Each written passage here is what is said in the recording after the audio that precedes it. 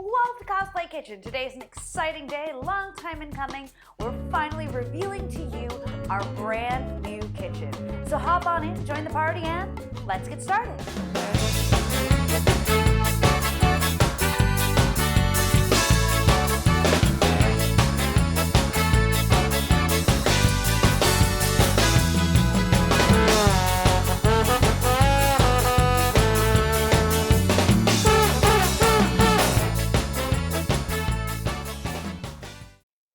We built this entire kitchen ourselves from the ground up. And by ourselves, I mean camera guy and myself. We demoed it, designed it, built it, and installed it almost exclusively on our own. I say almost because thanks to my brother-in-law, he did come over and give us a hand with some of the demo work as well as installing some of the electrical. We designed the entire thing with trying our best to maximize our space and also making it to the specifications of our needs and our everyday lives. So come on in and join us, and I'm going to show you around this amazing new kitchen. Now you're going to notice that some things might not look quite complete. Things being what they are at this particular point in time in the world made it a little bit challenging to get some things done. So you're going to notice we're still missing our backsplash, and our baseboards, and our window dressings. Those will be coming, don't worry. You're going to slowly start to see them come over the next several episodes. So the first thing I'm going to show you is the very first thing that we designed, and that's going to be our spice drawer. I'm a little OCD about how I like things to be put away. So we designed these spice drawers so that we could have one single style of container and be able to put it in alphabetical order. But being forward-thinking people, we made sure that we had a second drawer in order to be able to continue to grow this spice collection. Now, all of these have a soft close feature, which is really nice for something like this. Something I cannot stand is when you can't reach to the very, very back of a cabinet. With this, I'm able to pull it all the way out and get to all of my flour and sugar and have nothing falling over because that soft close feature. Also, these are so large they can hold a 10-pound sack of flour, and I love that. So that way when I go ahead and I close it up because of the soft close feature, I give it a push, closes nice and easy, over.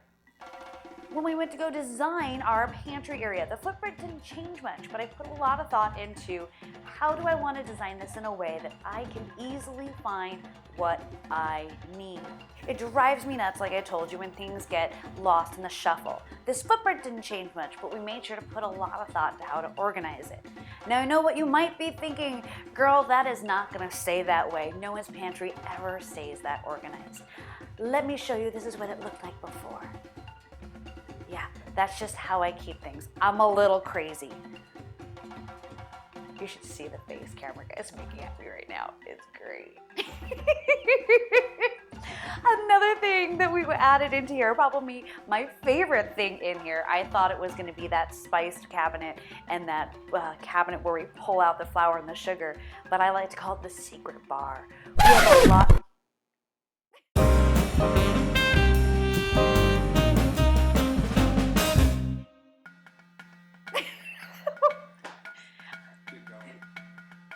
The secret bar.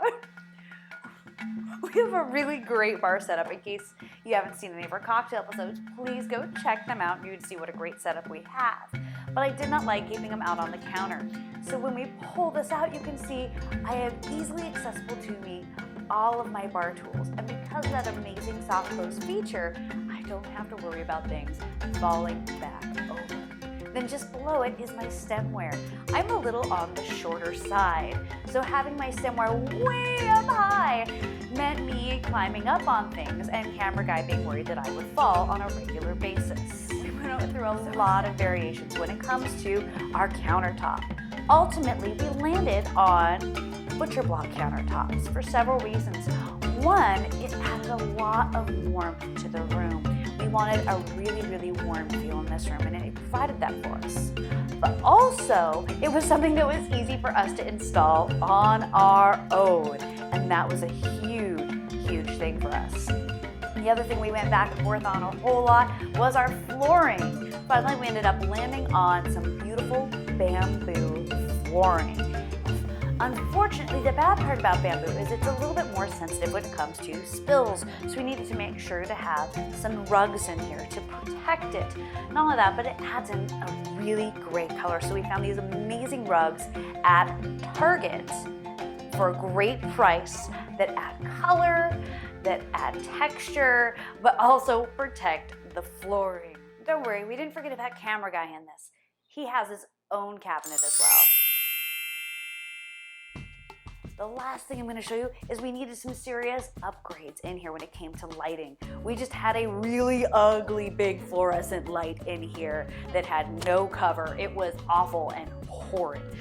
So now we have brand new lighting. We have task lighting, we have overall lighting, we have under cabinet lighting, and then we even have these amazingly beautiful pendant lights. And now we can control them all from our phones, and I love that. Except for the fact that you can control it from your home when you're not in your home. So eventually when we all go back to work, I'm a little afraid of Camera Guy turning the lights on and off while he's at work and I'm at home. This is my reality, people. So thank you so much for joining us today. I hope you had a great time. I'm thrilled to finally be able to share this room with you, and I hope you're excited to see it as the last few details come on in. So thank you so much for joining us today. If you had a good time, be sure to throw up a like, maybe even subscribe. If this is your first time with us, thank you so much for making it all the way to the end of the video.